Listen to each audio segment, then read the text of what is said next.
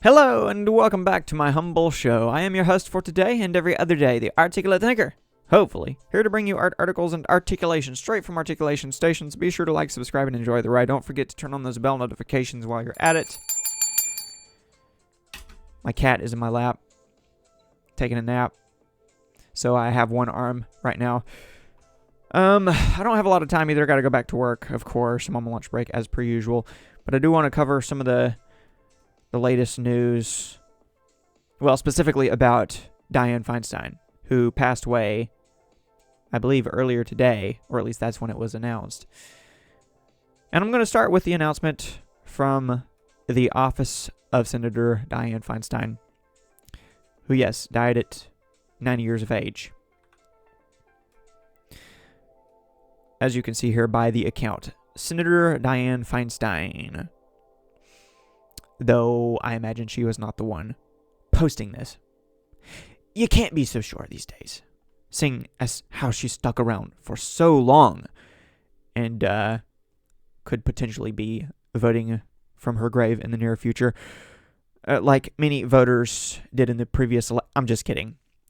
I don't buy a lot of that stuff, but I thought I would entertain you for a moment. Not that this is entertaining. It is sad to some, and so on that basis, I will say my condolences. And by some, I do not mean that it is not sad to me. I just mean that I'm not going to be like in tears or anything like that, pretending that I have some emotional connection to a politician, whether it's her or any other politician. I'll spare you the crocodile tears, but at the same time, yes, my condolences to the family. These things are always tough, regardless of the age. We've all experienced that, though not personally, unless you're a zombie. You know someone who has passed away, obviously. That is the story of life and death. And it was her time, but I would say it was her time to resign, first and foremost. I wish she could have lived a healthier, happier life outside of the realms of politics, but she chose her path, and no one else could choose it for her. Anyways, here's the statement from her office. Statement on the passing of Senator Feinstein. James Soules, Chief of Staff to Senator Dianne Feinstein, today released the following statement on the senator's passing.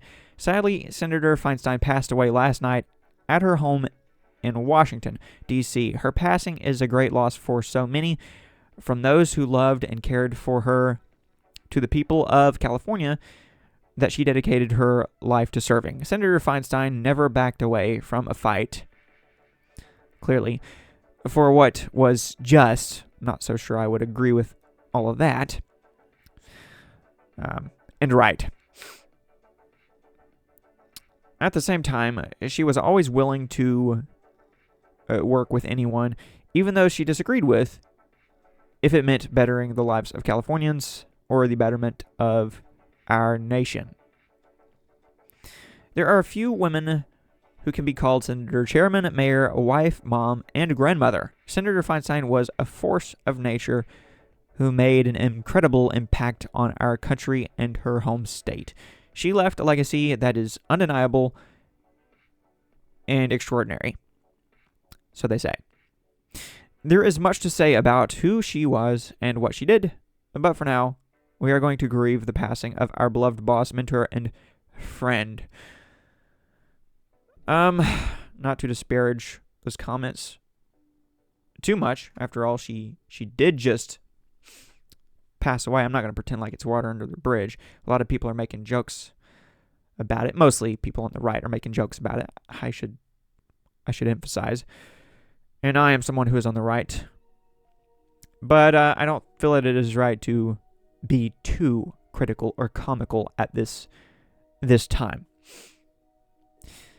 But yeah, she had been struggling with health issues for quite some time and wasn't really able to fight in the way that she, well, is perceived to have been fighting for her entire life. And I'm not saying she didn't fight for anything or for anything that was right for that matter. I'm not questioning her intentions, but I just feel that at a certain point, whether it's her or, for example, Mitch McConnell, who has had health issues of his own in recent days, if you're trying to wear the title, carry the title into the grave, you are misbehaving, as far as I'm concerned. And some new standards should be set in terms of competency, if not age, if not term limits. But let me read on into this a little bit more. Have some more statements for you. Some random stuff from X. This from Travis and Flint. The family and politicians around Feinstein should be ashamed today. They allowed this charade to continue. Her daughter had power of attorney over her, and yet Chuck Schumer was all too happy to wheel her into congressional chambers. She had a full-time aide whose entire purpose was to push her around. As we saw not too long ago when she was back from a hiatus. Well, not really much of a hiatus. Back in supposedly better health for the time being, but that didn't last long. She was not that strong. But yes, here's an image of her being pushed around. Looking very unhealthy, to say the least.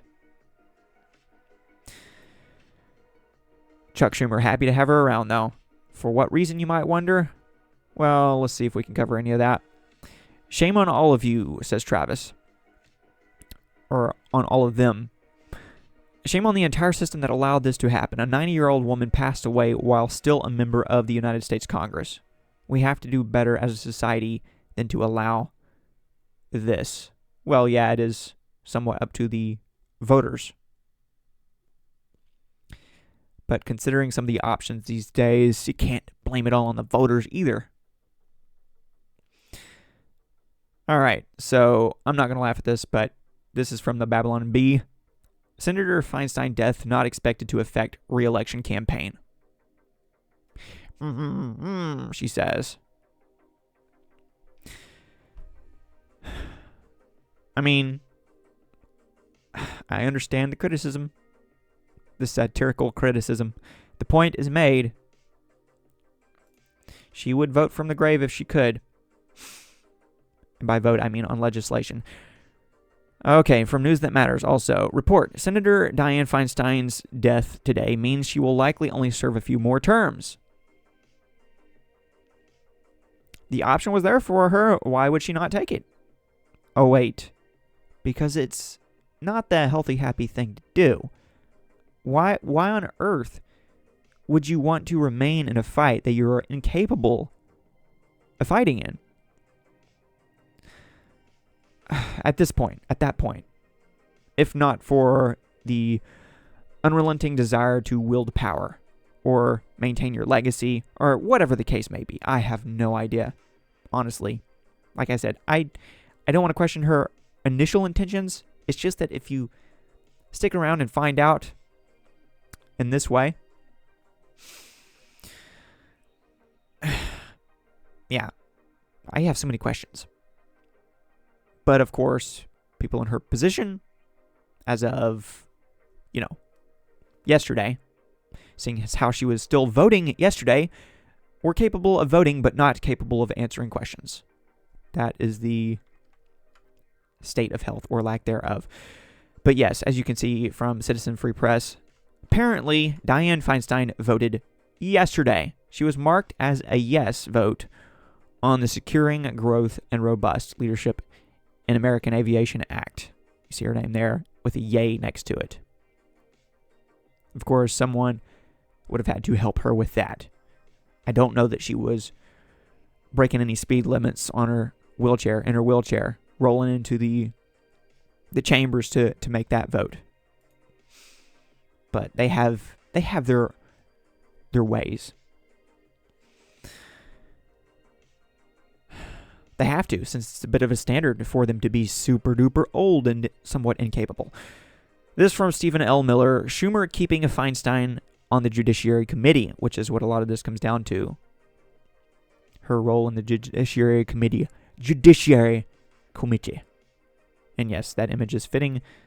But what he said is in response to this post from Zach Fish. Feinstein was a tie-breaking vote on the Judiciary Committee. The tie-breaking vote on the Judiciary Committee, which approves judicial nominees. The GOP will likely refuse to seat her replacement on the committee. President Biden's ability to confirm federal judges will be severely curtailed. An RBG-level disaster. Okay. But what else will it change? Not much, as far as I can tell, but I could be wrong. So let me know in the comments below if you know something I don't know.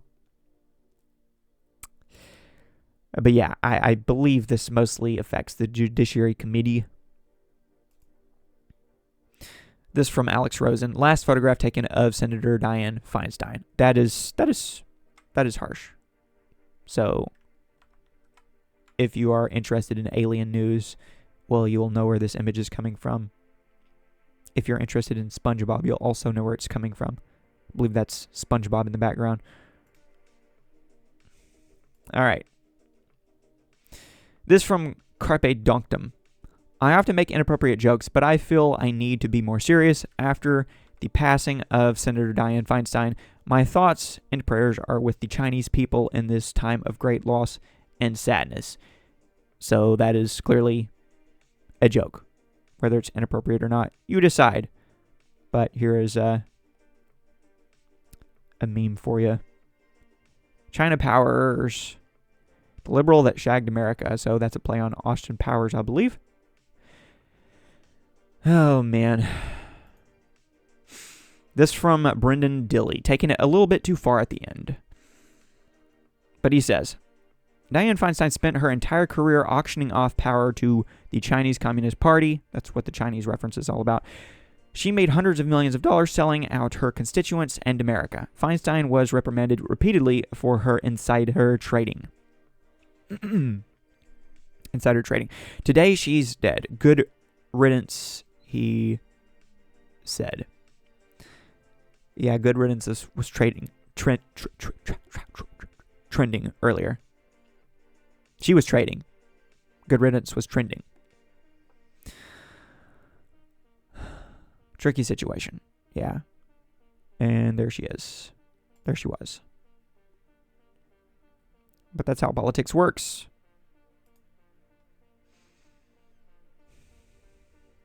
All in the name of representing constituents. Or lining pockets. Or maintaining legacy. Power. Whatever the case may be.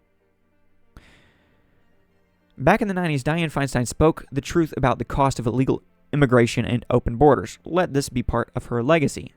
So this is something that she said that I would agree with, for the most part. But it's something that she said a long time ago, something which no Democrat will say on this day, which has a lot to do with this government shutdown talk. I'm not going to talk about the government shutdown or potential government shutdown, which seems to be almost inevitable at this point, but I don't know if it's going to happen. They like to keep us on the edge of our seats. I'm not even sure how I feel about a potential government shutdown. It's all very complicated and confusing. But this is something that Dianne Feinstein said about open border policies back in the day. Back in the 90s, apparently. The day when America could be the welfare system for Mexico is gone. We simply can't afford it.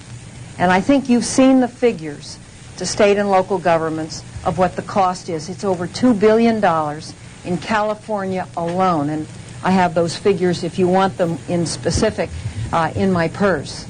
And that's why the issue is now joined with 2 million illegal immigrants. It's a competition for space. Whether the space is a job, the space is a home, a place in a classroom, it becomes a competition for space. This is a country that's based on immigration, and we all know that. And yet, at times, you become so overtaxed, you have to concentrate on saying the people who should be here are those who come legally at this time. And we've got to, for the time being, enforce. One more time. Know that. And yet, at times, you become so overtaxed, you have to concentrate on saying the people who should be here are those who come legally at this time. And we've got to, for the time being, enforce our borders. Enforce our borders. Eliminate the illegalities, even if temporarily. That used to be a message you would hear from Democrats in the Senate. No more. No more. Now they just pretend that the border is secure while simultaneously insisting that the system is broken. They want to take credit and distribute blame all at the same time. For what exactly, I'm not sure anymore, but yeah, so she did sound like a bit of a centrist there. That word will come into play in moments. You'll see what I mean. You'll hear what I mean. But yeah, not a bad message from her at that moment in time. And yes, our border is very much out of disorder, or in disorder. Out of order, in disorder. Also, we are being overly taxed in more ways than one. So, this from Megan Basham. Dianne Feinstein's abortion record. In what world was she a centrist? So here are a couple of screenshots for you. Her voting record. Born Alive Abortion Survivors Protection Act. No, she didn't want to protect Born Alive abortion survivors. So she is one of those individuals who would be fine with just keeping them comfortable and deciding whether or not you want to keep them around. I'm referring to a certain former governor, of course, who made statements about how if a baby survives abortion attempt, it should be placed on a table, and then whoever could just pick and choose between life and death. And then I guess it's the chopping block, right? That's what it essentially is in the first place. That's what abortion really is. It's just the chopping block. And Dianne Feinstein was fine with all of that. Pain-Capable Unborn Child Protection Act. No, she did not support that either. Pain-Capable Unborn Child Protection Act. No again. She voted no again. Patient Protection and Affordable Care Act. Yes, of course she voted yes on that. Patient Protection and Affordable Care Act. Yes, of course she voted yes on that. Yes. And I don't know why they are listed twice. But I know how they have to go through stages, through phases. My goodness, my throat is a little bit raspy. Sorry about that. Prohibiting the funds in S-1200 from being used for abortions. No, she did not support that. Prohibiting funds for groups that perform abortions. Of course she did not support that. Prohibiting U.S. assistance for groups that support coercive abortion. No, of course she did not support that. Child Interstate Abortion Notification Act, did not vote. I don't know if that's because she was incapable of voting at the time. I'm not sure. Prohibit partial birth late term abortion bill. No. This is crazy because so many of these elite establishment Democrats will claim that there's no such thing as late term abortions or partial birth abortions or anything like that. But then if you try to pass a bill to ban it from happening, even though it's supposedly not happening, then they'll be like, no, we cannot ban that. We cannot prevent that because we need it to be able to happen, even though it's not happening. So yeah, try to keep up with the logic or lack thereof on that. So for the most part, she was not a centrist at all. But these are just the politics of it all. And she was a politician, so even though she did just pass away, you know, every day is a day for discussion. So Megan Basham was responding to this headline from the Associated Press, who said, breaking, Dianne Feinstein, a centrist Democrat who served as California senator since 1992, has died. The passionate advocate for liberal priorities who broke gender barriers was the oldest member of Congress. She was 90. Okay, that's kind of a odd headline, if you ask me. So at the top it says, a centrist Democrat. Centrist is emphasized. And then just after that, it says, the passionate advocate for liberal priorities. So it's not often that centrist Democrat and liberal priorities fit well together. in simultaneous sentences. All right, this from Mark Levin. As you've heard, Dianne Feinstein has passed away, and of course the media jumps right into the politics. Who will replace her? What will Gavin Newsom do? Newsom promised to appoint a black woman, etc. He's got to keep up with Joe Biden on identity politics, of course. And how she was a moderate. How the media build up Democrats the way they rarely treat prominent conservatives who pass away. Everything is about politics and positioning. Just remember how hideous the media are and how you should have real perspective in your life. So just keep that same energy. I would expect people to be respectable, or respectful, I should say, enough to not just say good riddance or anything like that. I'm all for a healthy discussion.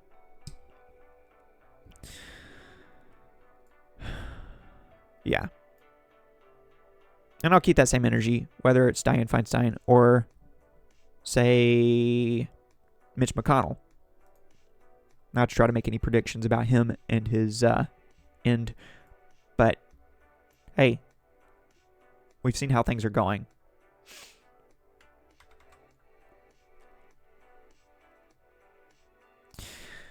From Politico, jockeying to replace Feinstein begins as Newsom faces pressure to act.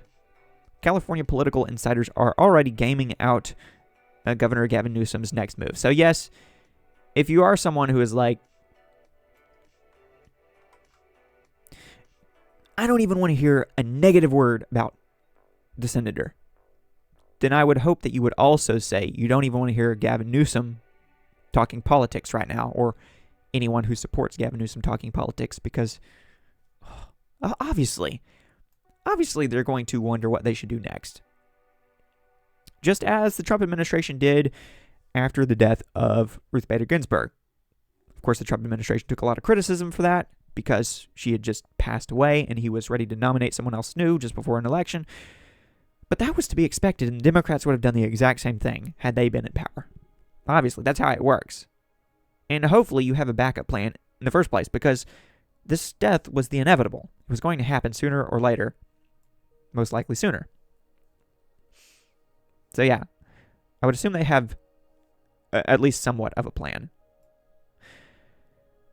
which is to be expected. I'm not criticizing them for doing what is expected. But yeah, there's an article here. I don't know if I have time to read through it. I had several articles pull up more information about her. I didn't want to just share some opinions of people on social media. I wanted to read into some actual news about what is going to come from this. But I don't know that I have time to do that. I want to keep these shows short anyways. Who will replace Dianne Feinstein in the Senate? Governor Newsom will pick. So that's news. California Governor Gavin Newsom has for years been dreading the possibility of having to make the politically fraught decision of replacing Feinstein. Or so says NBC News. Was he dreading it or not? You tell me.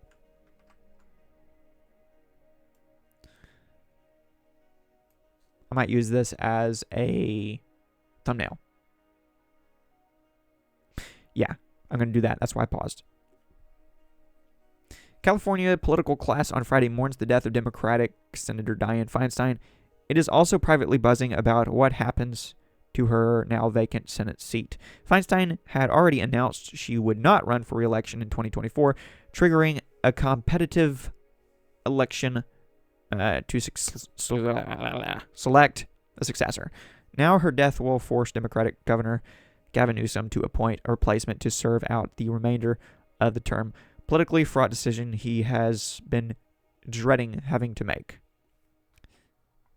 So, we'll give her that much. It is true, and I should have added earlier that she was not going to be running for re-election next year. So the memes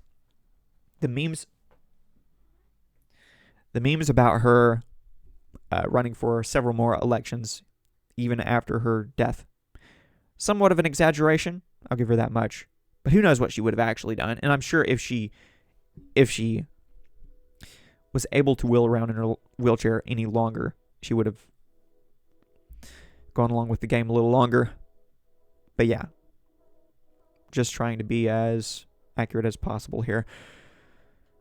So there's a lot more to read through. I don't have time to read through it. Here's an article from Fox News. Dianne Feinstein dead. Longtime California senator was 90. Senator Dianne Feinstein, 90, had suffered from extensive health issues for more than a year before she died. All right. Here's an interesting article from Axios. In photo, Senator Dianne Feinstein's historic career. Whether you agree or not with the history of it, she did have a legacy. She did. As do most powerful politicians, for better or worse. Yeah, I'm just scrolling through these quick, fast, in a hurry before I scurry off back to work. And here's an article from The Guardian, if you want a more optimistic view of her life.